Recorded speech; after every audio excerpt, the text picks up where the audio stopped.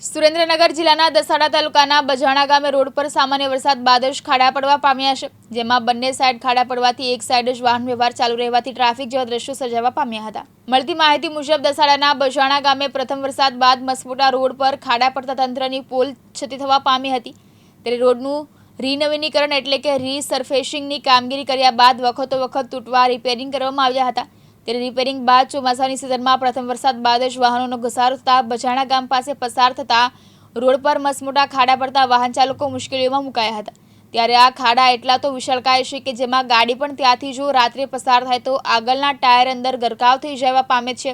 ત્યારે જો કારના આવા હાલ થાય તેવી પરિસ્થિતિ નિર્માણ થાય તો ટુ વ્હીલરના શું હાલ થાય તે વિચારવા જેવી વાત છે। ત્યારે આ રસ્તો દસાડા તાલુકાના ઘણા ગામડાઓથી સુરેન્દ્રનગર જવા માટે આ રસ્તાનો ઉપયોગ ફરજિયાત હોય તો શું ત્યાંથી પસાર થતા તંત્રના અધિકારીઓ અને રાજકીય નેતાઓને આ ખાડાઓ નહીં દેખાતા હોય કે દેખીને અનદેખી કરતા હોય તેવા ડોળ કરતા હશે તેવી લોકો મુખે વાત વહેતી થઈ છે।